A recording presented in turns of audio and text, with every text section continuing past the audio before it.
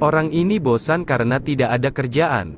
Lalu dia tidak sengaja membuat lubang di perahu. Dilihat oleh rekan satu timnya, dan ia langsung menutupi lubang tersebut dengan kakinya. Sangat memalukan. Dan saat itu sebuah kapal musuh tiba. Karena mereka membawa senjata berat di tubuh mereka, kelompok itu harus menyamar sebagai nelayan. Aku segera menempelkan bulu palsu ke hidungku.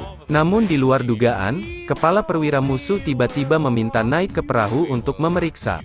Membuat seluruh anggota kelompok panik. Memainkan ibu jari sembarangan, dan tanpa sengaja menjepret cacing ke kepala. Ramada yang akan memancing, tiba-tiba pancingnya jatuh. Seketika, dia melemparkan pancingnya dan untungnya pintar. Dia langsung pura-pura melihat teropong. Tidak menyangka kepala suku bodoh itu percaya. Dan mereka segera kembali ke perahu. Tapi saat dia berbalik, dia tidak sengaja melihat Ramada masuk ke toilet wanita. Lihat pria itu, dia adalah wanita, bunuh dia.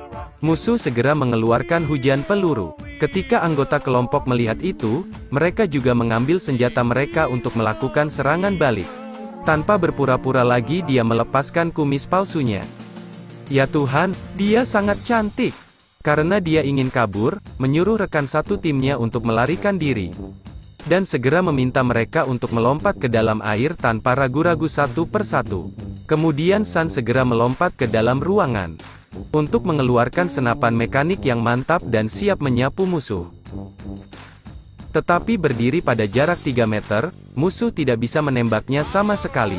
Dan San juga menghabiskan hampir 1000 peluru untuk 4 musuh dalam beberapa menit. Jumlah peluru yang digunakan San telah menumpuk menjadi gunung. Peluru terakhir telah habis. Tapi dia masih tidak bisa menembak kepala pejabat yang berdiri 5 meter jauhnya. San segera mengeluarkan di granat tangan dan membuangnya. Kepala pejabat tidak sengaja menelannya. Kemudian seluruh kapal musuh hancur berkeping-keping. San tidak hati-hati, dan dia sampai terlempar dari sungai.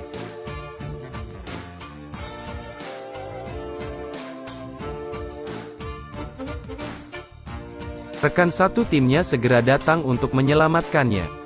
Ramada melihat bahwa dia terluka dan menggunakan bajunya untuk membuat perban.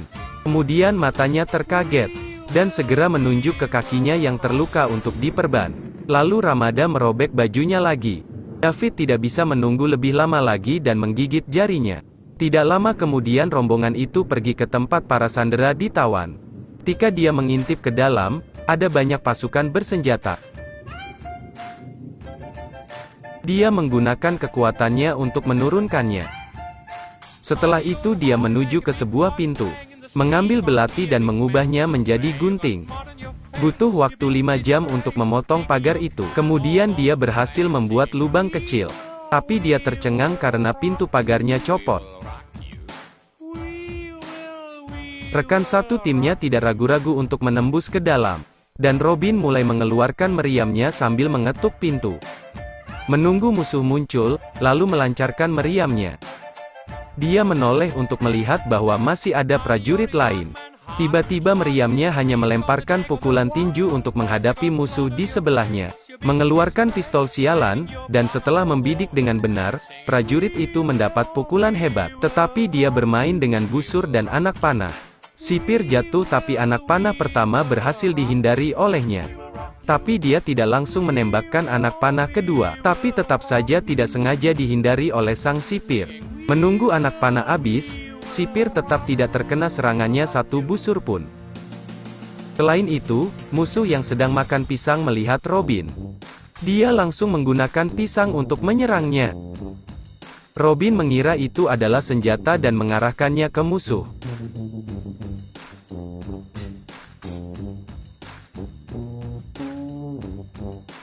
Ketika sipir menoleh untuk melihat bahwa seseorang telah membunuh rekannya, dia segera mengeluarkan senjatanya. San segera menangkap seekor ayam dan meletakkannya di atas busur. Kemudian menarik ayam dengan sekuat tenaga. Ia akan terbang ke arah musuh dengan kecepatan 1 detik. Dalam jarak 100 meter, langsung kepala sipir berubah menjadi kepala ayam. Setelah mencari beberapa saat, kelompok itu akhirnya menemukan tempat di mana para sandera ditahan. Tapi mereka harus memiliki kunci. San menemukan bahwa seorang sipir sedang tidur nyenyak, sehingga dia mengambil sapu untuk mengambil kunci. Tetapi karena tidak dengan hati-hati menyodoknya, mata sipir pun terkena sodok, kemudian menyodok hidungnya lagi. Untungnya sipir itu masih belum bangun. Lalu rekannya menyuruhnya mencoba fokus lagi. Meskipun pada akhirnya mendapatkan kunci yang aman, Ron melemparkan kuncinya terlalu jauh. Sandera itu sampai keluar dari penjara setengah dari tubuhnya untuk mengambil kunci. Setelah itu, pintu penjara dibuka, tetapi penjaga penjara tiba-tiba dibangunkan oleh tikus. Sehingga Sandera dengan cepat menemukan pemukul lalat dan menamparkan wajah sipir. Saya tidak sengaja menyalakan alarm. Beberapa ratus musuh segera bergegas keluar seperti lebah, memecahkan sarang Sandera, menembakkan meriam, menyebabkan musuh menempel di dinding. Organ internal Gizat terbalik. Selama kekacauan, San menyelamatkan lebih banyak Sandera. Berdasarkan peta, sarang musuh masih jauh, tetapi hanya berjalan beberapa langkah dia langsung menemui musuh.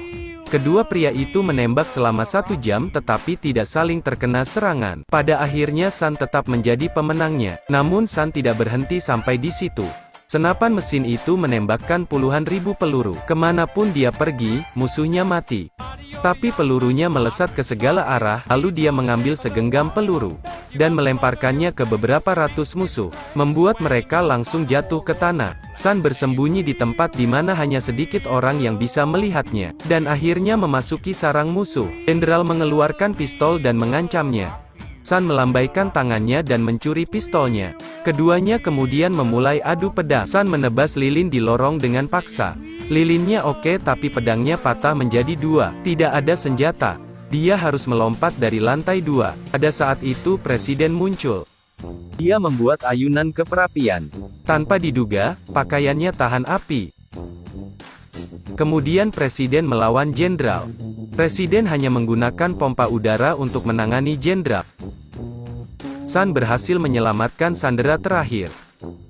Pada akhirnya, karena dia membalas kedermawan, ada yang meminta untuk memotret San dan Ramanda. Tetapi karena terlalu mundur orang itu malah terpeleset dan jatuh dari tebing setinggi 1 kilometer. Film berakhir di sini. Ini adalah film yang sangat lucu. Berjudul, Come Here. Meskipun lucu dan tidak bisa ditebak, tetapi jika Anda melihat lebih dekat, Anda dapat melihat bahwa itu pada dasarnya hanya lelucon yang tidak bermaksud apapun.